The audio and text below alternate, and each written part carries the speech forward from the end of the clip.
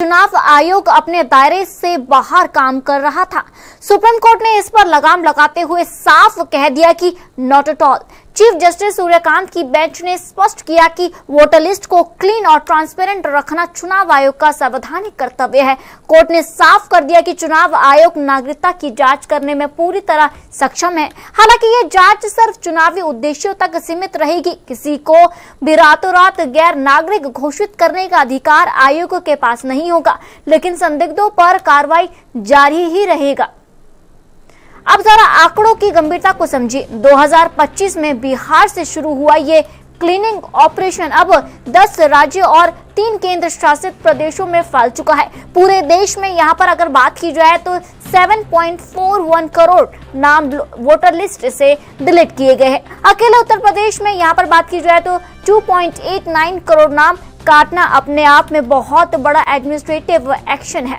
विपक्षी पार्टियां इसे वोटर डिलीट का खेल बता रही थी, लेकिन सुप्रीम कोर्ट ने कह दिया कि ये प्रक्रिया पूरी तरह से जनप्रतिनिधित्व अधिनियम यानी आरपी एक्ट के दायरे में आता है।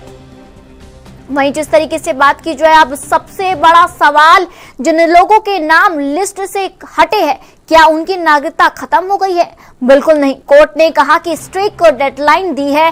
चुनाव आयोग 4 हफ्ते के भीतर इन सभी नामों की लिस्ट केंद्र सरकार की संबंधित एजेंसी को भेजेगा। संबंधित व्यक्ति को नोटिस जारी होगा और उन्हें अपनी बात रखने का मौका मिलेगा और चुनाव से पहले ही पूरी प्रक्रिया स्पष्ट कर दी जाएगी। ये पूरी प्रक्रिया पारदर्शिता की एक नई मिसाल है। ये ना आयोग की जीत है, बल्कि भारतीय लोकतंत्र की शुचिता यानी प्योरिटी ऑफ डेमोक्रेसी की भी बड़ी जीत मानी जा रही है।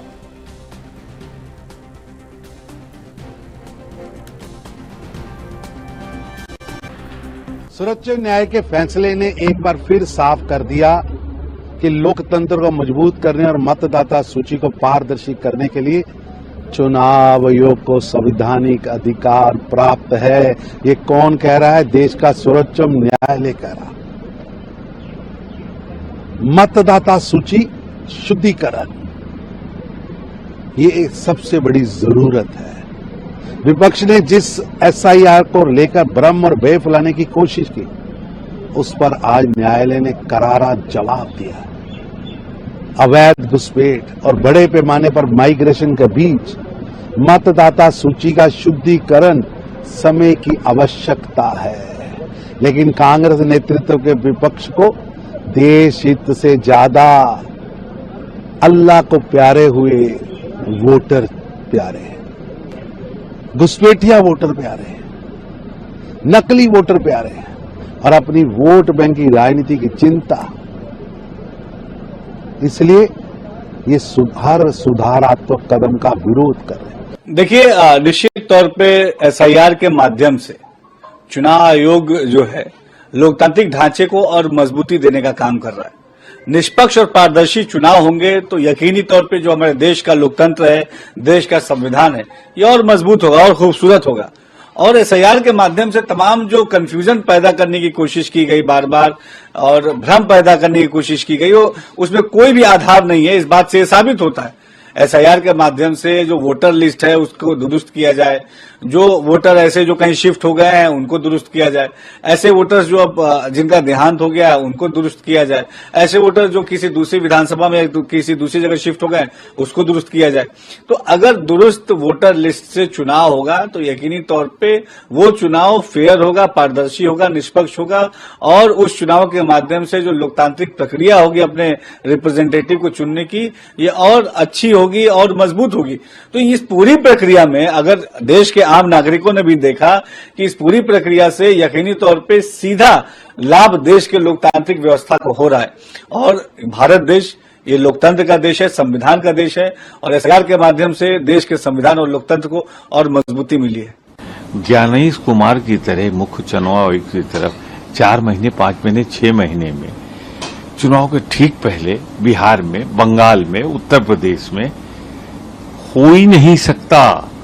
ये हमारा मुद्दा है, क्योंकि देहात का मजदूर गरीब जाता है कमाने, लौट के साल भर में आता है, आपने 2 महीने का टाइम दे दिया कि आगे बताओ तुम जिंदा हो। सवाल ये लाखों लोग जो कट गए थे उस पर अपील हुई तो 6000 लोग तो उनमें वैलिड मान लिए गए, और जिनका अभी अपील का फैसला नहीं आया वो वैलिड हो जाएंगे, तो उनका क्या होगा। और इसीलिए तो हमने राज्यसभा में इनके खिलाफ प्रस्ताव लाए हैं, वहां विस्तार से बताएंगे इस पे चर्चा। जहां तक सवाल है जजमेंट का, हमारी नैतिक जीत हुई है कि उन क्वेश्चन पे, उन सवालों पे अभी भी खामोश है सरकार और न्यायपालिका। लेकिन सुप्रीम कोर्ट जो बोलता है वही लॉ है। और हम ये सवाल नहीं उठाया था कि एसआईआर वैध नहीं है।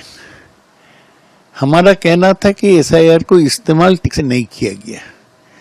एसआईआर प्रोसेस में इस राज्य में गलती था, इसलिए 27 लाख लोगों का नाम डिलीट हुआ।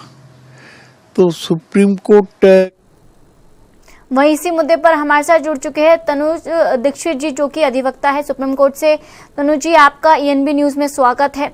सबसे पहले अगर बात की जाए, आप देख सकते हैं कि एसआईआर की प्रक्रिया जब से शुरू हुई है, चाहे बिहार की बात करूं या फिर बंगाल में हुआ, उसके बाद ही ये चर्चा में आ गया। जिस तरीके से बंगाल में जब एसआईआर की प्रक्रिया हो रही थी तभी सुप्रीम कोर्ट में ये मामला गया, उसको लेकर जिस तरीके से आज सुप्रीम कोर्ट ने ये फैक्ट्स रखे हैं, सबसे पहले मैं जरा डिटेल में जानना चाहती हूँ कि एक्चुअल वहां का ये कैसे फैक्ट्स सामने आया था। देखिए, सुप्रीम कोर्ट ने ये स्पष्ट कर दिया है जी कि चुनाव आयोग संविधान के दायरे में रहकर वोटर लिस्ट की शुद्धता सुनिश्चित कर रहा है और आर्टिकल 324 आयोग को व्यापक अधिकार देता है, और जो आरपी एक्ट है वो इस प्रक्रिया को वैधानिक आधार देता है। तो कोर्ट ने एक संतुलन बनाया है। आयोग जांच कर सकता है, लेकिन बिना ड्यू प्रोसेस किसी को गैर कानूनी नागरिक घोषित नहीं किया जा सकता।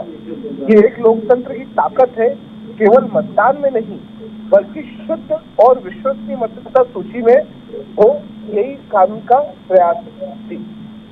जिस तरीके से यहाँ पर बात की जाए तनुज जी, आपने देखा होगा कि यहाँ पर जो है एसआईआर को एक तरफ से कहा जा रहा है कि ये बीजेपी के एजेंडा है या फिर ये बीजेपी के हाथों से चल रहा है। वहीं पर सुप्रीम कोर्ट ये साफ कहता है कि ये इलेक्शन कमीशन का एक प्रक्रिया है और उसे करने का अधिकार है। लेकिन अगर मैं थोड़ा सा यहाँ पर कानून की दायरे पे बात करूं तो ये एसआईआर की प्रक्रिया अब क्यों शुरू हो रही है, पहले क्यों नहीं हुआ? 2014 से लेकर अब तक अगर मैं बात करूं तो कहाँ गायब था, और एकदम से ये आ जाना वहीं पर जब बिहार चुनाव होना था तभी। देखिए, ये प्रक्रिया जो है ये आरपी एक्ट के तहत हो रही है जी, और लोकतंत्र में केवल वोट डालने का नाम नहीं है, लेकिन सही मतदान और मतदान को सुनिश्चित करना लोकतंत्र की आत्मा भी है। हम अगर सुप्रीम कोर्ट की बात करें तो उन्होंने बेहद स्पष्ट शब्दों में कहा है कि चुनाव आयोग अपने संवैधानिक दायित्व का निर्वहन कर रहा है, किसी राजनीतिक एजेंडे का नहीं कर रहा है। खास करके संविधान के आर्टिकल 324 में चुनाव आयोग को चुनाव प्रक्रिया की शुचिता बनाए रखने की व्यापक शक्तियां दी है, और वोटर लिस्ट में अगर फर्जी, डुप्लीकेट या संधि नाम है तो उन्हें सत्यापित करना आयोग की जिम्मेदारी है, विकल्प नहीं है। तो इसे भी सुप्रीम कोर्ट मानता है। जी, जिस तरीके से यहाँ पर अगर बात की जाए तनु जी, अगर एक आसान भाषा में यूँ कहूँ कि यहाँ पर सुप्रीम कोर्ट ने एसआईआर की प्रक्रिया को तो जो है समर्थन दिया है, लेकिन उनकी एक सीमा यहाँ पर बांध दी गई है। आखिर वो सीमा क्या है? और जिस तरीके से यहाँ पर विपक्ष लगातार सवाल ये उठा रहा था कि मतदाता जो, अगर बात की जाए यहाँ पर वोटर्स जो है उनके नाम हटा दिए गए, जबकि वो भारतीय के मूल है या फिर स्टेट के रहने वाले हैं, उनको मौका भी नहीं दिया गया। तो यहाँ पर सुप्रीम कोर्ट का स्पष्ट है कि उनको 4 हफ्ते का टाइम दिया गया है। आखिर वो सीमा क्या है? देखिए, जो सीमा की आप बात कर रहे हैं वो बेसिकली ये है कि अगर सुप्रीम कोर्ट ने कहा है किसी का नाम नहीं है तो वो बताए, वो सूची में उसको सुप्रीम कोर्ट एनालिसिस करेगा। साथ ही साथ सुप्रीम कोर्ट ने साफ कहा है कि इलेक्शन कमीशन वोटर वेरिफिकेशन कर सकता है, लेकिन किसी व्यक्ति की नागरिकता तय करने का अंतिम अथॉरिटी नहीं बन सकता है। तो यहाँ पर बहुत स्पष्ट है कि जिस तरीके के आरोप एसआईआर प्रक्रिया के दौरान लगाए जा रहे हैं वो बिल्कुल गलत है, क्योंकि किसी का नाम हटाना ऑटोमेटिक डिस्क्वालिफिकेशन नहीं होगा। बिना नोटिस, बिना सुनवाई और बिना ड्यू प्रोसेस के कोई भी कार्रवाई अगर होती है तो इस तरह की कार्रवाई टिक नहीं सकती। और सुप्रीम कोर्ट ने साफ संकेत दिया है कि नेशनल जस्टिस के प्रिंसिपल पे हर हाल में लागू होगा। और सबसे आम रिस्ट्रिक्शन अगर हम बात करें तो ये पूरी एक्सरसाइज जो है केवल इलेक्ट्रल पर्पज तक सीमित रहेगी। लेकिन आयोग इस प्रक्रिया का उपयोग किसी व्यक्ति के सिविल राइट या कॉन्स्टिट्यूशनल आइडेंटिटी पर अंतिम टिप्पणी करने के लिए नहीं कर सकता है। केवल वोटिंग राइट और इलेक्टोरल पर्पस तक उसकी बातें कर सकता है। जी, जिस तरीके से यहाँ पर बात की जाए, अगर आपने देख लिया होगा सिनेरियो, अब आने वाले टाइम पर जो है और राज्यों में भी होने वाले, और एक सवाल ये भी उठता है कि 2029 में भी यहाँ पर जो है लोकसभा का चुनाव होने वाला है। ऐसे में क्या एसआईआर की प्रक्रिया क्या पूरे स्टेट में होगी? सबसे बड़ा सवाल, क्योंकि सुप्रीम कोर्ट ने इस पर भी एक टिप्पणी करी है, तो मैं जानना चाहूंगी कानूनी भाषा में क्या कह सकते हैं? देखिए, बिल्कुल इसमें कोई डाउट नहीं है। अगर हम बात करें तो जी, 2025 में बिहार से शुरू हुआ ये वोटर लिस्ट अब 10 राज्यों और 3 केंद्रों में शासित प्रदेशों में फैल चुका है। देश भर में लगभग 8.25 करोड़ नाम वोटर लिस्ट से हटाए जा चुके हैं और अकेले उत्तर प्रदेश की बात करें तो लगभग 2 करोड़ 29 लाख नामों को हटाए जाना अपने आप में एक बड़ा एडमिनिस्ट्रेटिव एक्शन माना जा रहा है।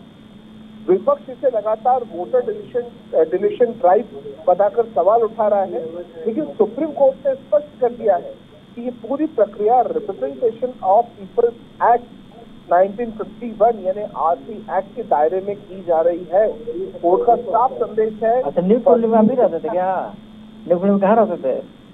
जी तनु जी, वैसा नहीं जगह। तनु जी आपका धन्यवाद हमारे साथ जुड़ने के लिए।